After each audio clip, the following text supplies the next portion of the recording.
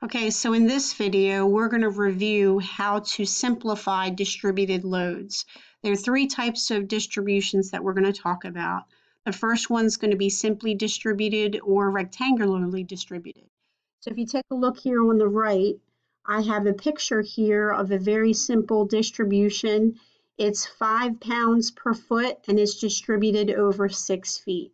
So what we need to do is we need to simplify this to one load. That way we can actually solve for any unknowns in a problem. So when we do that, what we're going to do, and I'm going to go ahead and draw right on the screen here, is we're going to simplify this distribution to one load that's right here, okay? And this load, we need to find the value or the magnitude of this load, and we also need to figure out the location, okay? So what we're going to do now is we're going to go ahead and determine, I'm going to give you some formulas here to determine how to figure out what those are.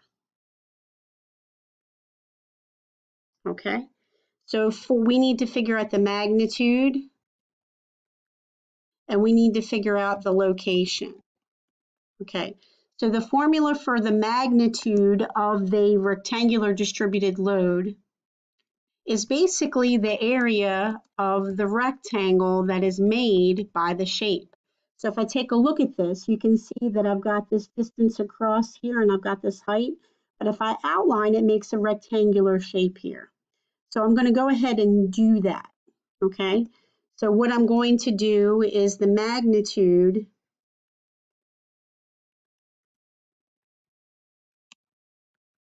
is going to be equal to the force times the length of the distribution.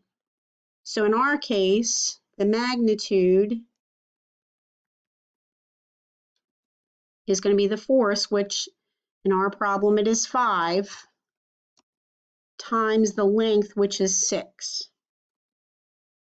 If we do the math, the very simple math, we'll end up with something called 30 pounds. Okay, so I can go ahead and draw that on here in just a minute. Now, the next thing that we'll have to do is to figure out the location of that. Now, the location of this, since it's rectangularly or simply evenly distributed, it's going to be located in the center.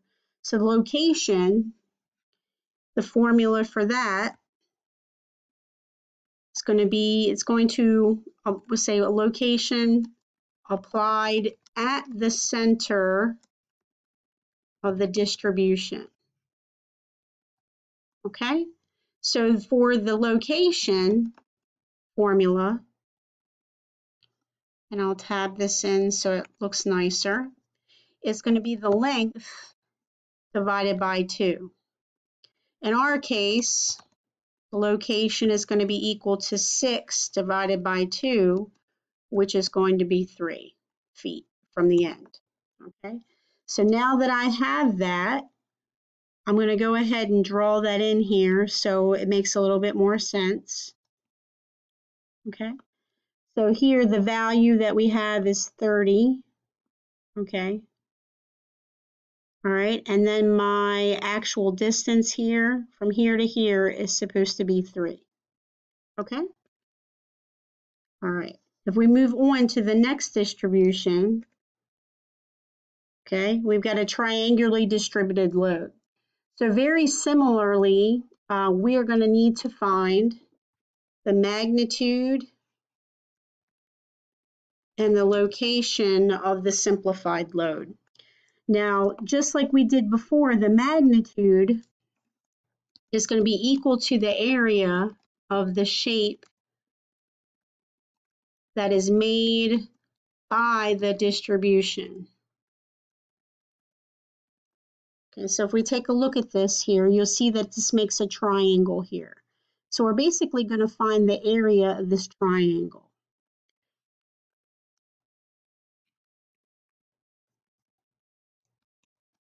Magnitude, for the area of the triangle, we're going to take this, the force times the length, and we're going to go ahead and put some parentheses around this. Okay. And then we're going to divide that by 2, okay, because that's how we would find the area of this triangle. So our magnitude in this case, with our numbers that we have as the example, is going to be the force, which is 10, times the length here, that is 9 feet. Divide that by 2, and that's going to be 90 divided by 2, which is equal to 45 pounds. Now this is different from the actual rectangular distribution where this is not located in the center. The location of this one is going to be 1/3 from the large end of the triangle. So for the location, we're going to say this is going to be located 1/3 of the length from the large end of the triangle. Okay, so our location, if I tab over, is going to be the length divided by 3. For our particular numbers, we've got 9 divided by 3, which is 3. Okay, and we'll say that that's feet. Now, if I go ahead and draw that in for you guys, all right, click here. I can go ahead and draw my arrow in here. All right, and then I'm going to label that as 45 pounds. It's supposed to be a 5 there. And this distance right here is going to be 3 feet. Okay, so when I need to simplify it, that's how I'm going to simplify this particular type of distribution. Okay. Now I've got one more distribution to talk about, that is the trapezoidal distribution. Now this looks a little scary, it looks a little confusing, but it's not that bad. If we take this and we go ahead and draw a line on this shape here, if I draw a little line from that corner over, I can change that into 2 different shapes. I can change it into a triangle on top, okay, this triangle on top, and then I've got this rectangle down the bottom.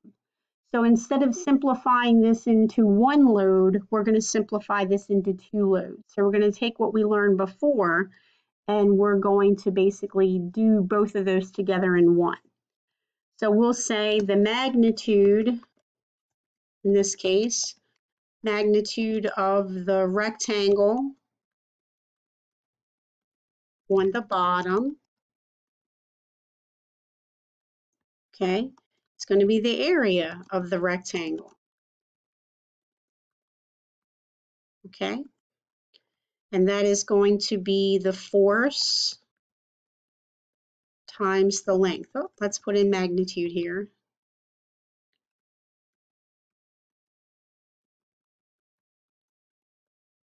Times the length, the entire length of the distribution.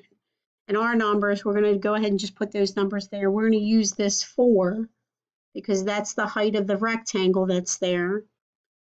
And then the length of the rectangle is 12. So we have that as 48. Okay?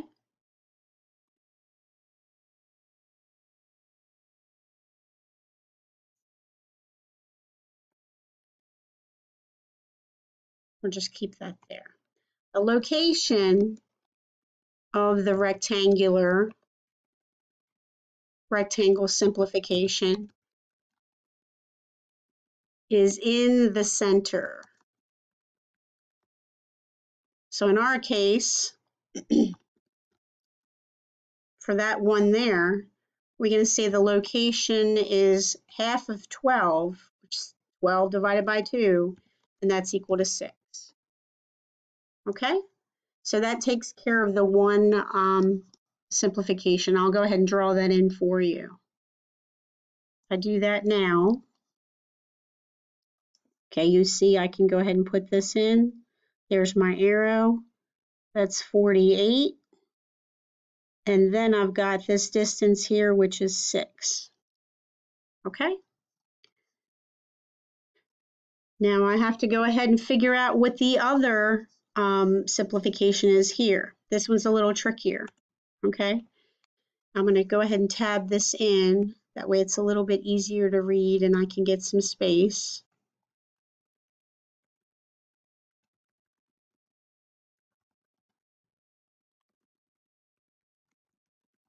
Okay, magnitude of the triangular load on top, okay? That's going to be the area of the triangle. Okay, now this is tricky because a lot of people right away want to take the 7, and that's not necessarily the case. We've already accounted for the bottom 4, so what we have to do here for the magnitude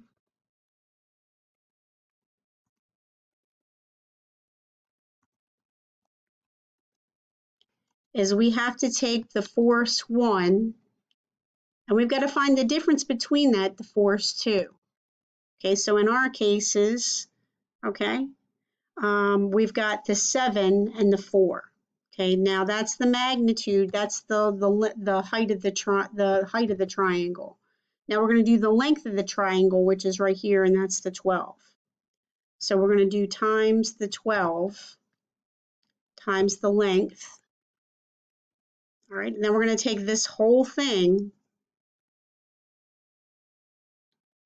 and then we're going to divide that by 2 because it's a triangle. It is not a rectangle. So let's go ahead and fill in the numbers that we have. We'll go ahead and put our brackets in. So our F1 is 7. Our F2 is 4. Okay. And our length is 12. Okay, and then we'll divide that by 2. So if we go through our math and simplify that, we've got 7 minus 4 is 3. And we've got 3 times 12 is 36. And then we have 36 divided by 2, that's 18. So that's our magnitude.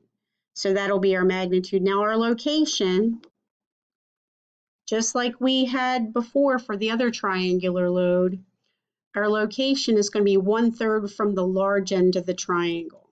So we're going to write this down, 1/3 of the length from the large end of the triangle. Okay. Now in our case, the location is going to be 12, because that's our total length here, divided by 3. Okay, and that's going to be 4 feet. Okay, and I forgot to put my units up here, pounds, feet. I'm going to go ahead and do that. Sorry about that. And now that I have that there, I'm going to go ahead and draw this in for you as well. That way you can see where it's located. So if I take my stylus here and I draw this one in, okay, and that's going to be my 18, okay, and then my distance there is going to be 4. Okay, now this is a little messy, but you guys can see the point where I've got this 48 that's right here. Okay, and let me go back and escape from this. That way I can circle everything. I've got the 48 that's halfway. It's located at 6. And I've got this 18 that's located at 4. So I hope that helps you.